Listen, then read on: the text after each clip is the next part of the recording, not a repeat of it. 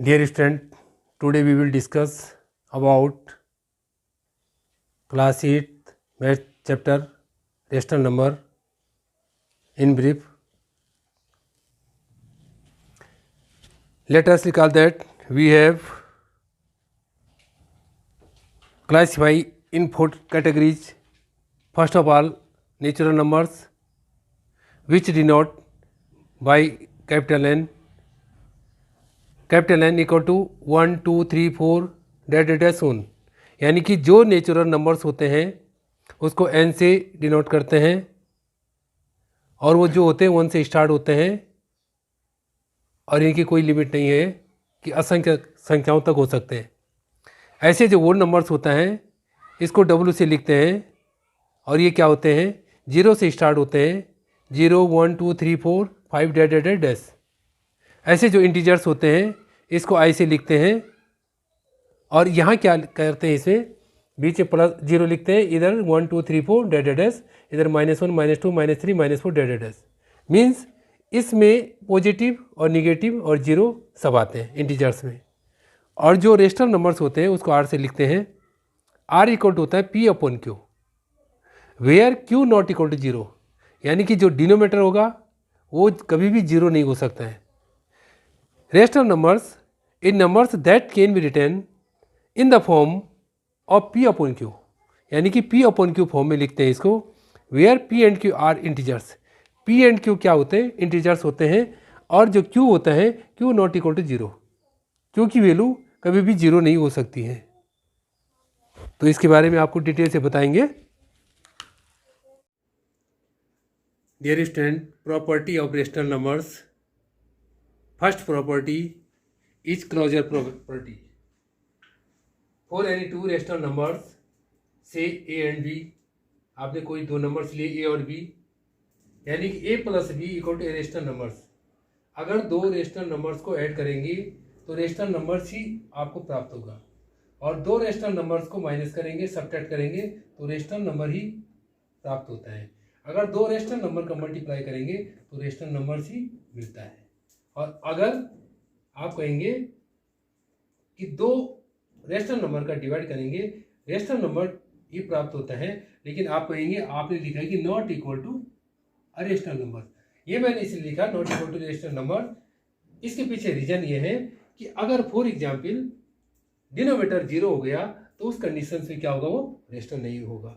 तो सिर्फ 0 के कारण, जो कंडीशन है 0 के कारण इसको क्या नहीं लिखा गया है, इक्वल नहीं लिखा गया है।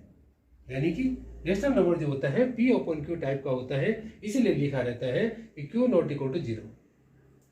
जैसे फॉर एग्जाम्पल अगर आप किसी रेशनल नंबर का, जैसे हमने 1/3 मल्टीप्लाई 1/4, 1 1 जा 1 और 4 3 जा 12, यानी कि अगर रेशनल नंबर का मल्टीप्लाई रेशनल नंबर से किया तो रेशनल नंबर ही अचीव होता है। अगर आप कहेंगे फॉर एग्जाम्पल हमने क्या किया 2 × 3, तो ये कितना हो गया 6। आप कहेंगे ये रेशनल नंबर तो है नहीं, रेशनल नंबर है, इसके नीचे क्या है 1 है, इसके नीचे क्या है 1 है। तो ये अगर ये रेशनल नंबर था, इसको मल्टीप्लाई रेशनल से किया तो ये भी रेशनल नंबर आएगा। हर कंडीशन में क्या आएगा, रेशनल नंबर आएगा, लेकिन सिर्फ क्या है डिवाइड में क्या है, रेशनल नंबर नहीं होगा। सेकंड जो प्रॉपर्टी होती है वो होती है कम्यूटेटिव प्रॉपर्टी। इस प्रॉपर्टी में क्या होता है, for any two rational numbers A and B, suppose two rational numbers हैं A एंड B, उनको आप A plus B equal to होता है B plus A। Competitive means क्रम चेंज करना, यानी कि अगर यहाँ A प्लस B है तो यहाँ B प्लस A लिखेंगे, यहाँ A माइनस B है तो यहाँ B माइनस A लिखेंगे, यहाँ A मल्टीप्लाई B है तो यहाँ B मल्टीप्लाई A लिखेंगे, A डिवाइड B है तो B डिवाइड A लिखेंगे। यानी कॉम्पिटेटिव मीन्स क्रम से लिखना, पहले इसको लिखा फिर इसको फिर इसको फिर इसको इंटरचेंज कर दिया। तो इस तरह से ये बोलता है इसकी जो वैल्यू होगी, अगर एडिशन में इसकी वैल्यू सेम होगी, लेकिन सबट्रैक्शन में वैल्यू सेम नहीं होगी। मल्टीप्लाई में इसकी और इसकी वैल्यू सेम होगी, लेकिन डिवीजन में इसकी और इसकी वैल्यू सेम नहीं होगी। करके देखते हैं। जैसे मैं आपको बोलता हूँ 2 + 3 इक्वल टू क्या हो जाएगा 3 + 2, तो यहाँ पे क्या है 2 और 3 5 हो गया, 5 इक्वल टू क्या है 5। अब आप कहेंगे आप रेशनल नंबर की बात करते हैं, तो ये भी रेशनल नंबर है एक, यानी कि 5/1 5/1, ये क्या है एक रेशनल नंबर है। ये भी एक रेशनल नंबर है। आप इनको 1/2 भी ले सकते हैं, 1/2 प्लस 1/3 इक्वल टू 1/3 प्लस 1/2, तो तब भी वैल्यू सेम आएगी। कैसी सेम आएगी? 3 1 जा 3, 2 1 जा 2, 3 2/6 इक्वल टू 2 प्लस 3/6, यानी कि 5/6 इक्वल टू 5/6। तो यानी कि ये क्या है, वैल्यू सेम आएगी। ऐसे क्या है, सब्ट्रैक्शन में सेम नहीं आएगी। अगर आप घटाएंगे तो सब्ट्रैक्शन में क्या आती है, वैल्यू आर नॉट सेम। जैसे फॉर एग्जाम्पल 3 - 2 इक्वल टू 2 - 3, तो यहाँ पे क्या कंडीशंस है, यहाँ पे आएगा 1, यहाँ पे आएगा -1। क्या ये सेम है? नॉट। तो इस तरह से सेकंड जो प्रॉपर्टी होती हैं, ऐसे आप मल्टीप्लाई में कर सकते हैं और डिवाइड में कर सकते हैं। ये सेकंड प्रॉपर्टी जो है ये होती है commutative property. Property of rational number जो थर्ड प्रॉपर्टी होती है वो होती है एसोसिएटिव प्रॉपर्टी। इस प्रॉपर्टी में क्या है, फॉर एग्जाम्पल हमने ए बी और सी यानी 3 नंबर्स लिए हैं, यानी कि इसको क्या करेंगे, a plus b plus c equal to a plus c, यानी कि पहले 2 डिजिट ब्रेकर्स में होंगे और लास्ट के 2 ब्रेकर्स होंगे। एसोसिएटिव प्रॉपर्टी में इस टाइप की कंडीशंस होती हैं और ये इनकी जो वैल्यू आएगी एडिशन में, तो इनकी वैल्यू भी सेम आएगी, चाहे फर्स्ट 2 को ब्रेकर्स में रख दो या लास्ट 2 को ब्रेकर्स में रख दो। ऐसे अगर सब्ट्रैक्शन है, सब्ट्रैक्शन में इसकी वैल्यू और इसकी वैल्यू क्या होती है, सेम नहीं आती है। और मल्टीप्लिकेशन में क्या है, इसकी वैल्यू और इसकी वैल्यू क्या आती है, सेम आती है। और डिवीजन में क्या होता है, अगर इनका डिवीजन करेंगे तो और इसका डिवीजन करेंगे तो वैल्यू क्या होती है, सेम नहीं आती है। तो इस तरह से ये किस में होता है, एसोसिएटिव प्रॉपर्टी में ये कंडीशंस।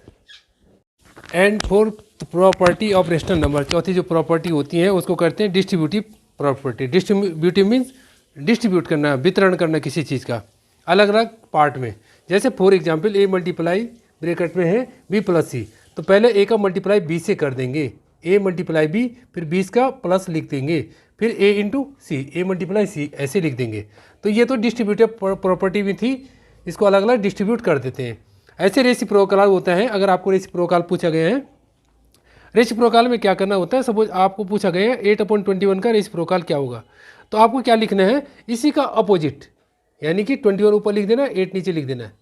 न्यूमिनेटर को डिनोमिनेटर, डिनोमिनेटर को न्यूमिनेटर में एक्सचेंज कर दो और मल्टीप्लाई करने के बाद क्या है, इसकी वैल्यू कितनी आनी चाहिए, 1 आनी चाहिए रेसिप्रोकल में। और एडिटिव जो इन्वर्स होता है, एडिटिव इन्वर्स में कि इस डिजिट में क्या ऐड करें कि वैल्यू 0 आ जाए। जैसे बाई फॉर एग्जाम्पल आपके पास दिया है 5, ए प्लस ए बाई बी का मतलब 5 दिया है, इसमें क्या ऐड करें, एडिटिव में ऐड करें, यानी कि आपको -5 ऐड करना है, यानी कि 5 प्लस माइनस का -5, यानी कि कितना आ गया, 0।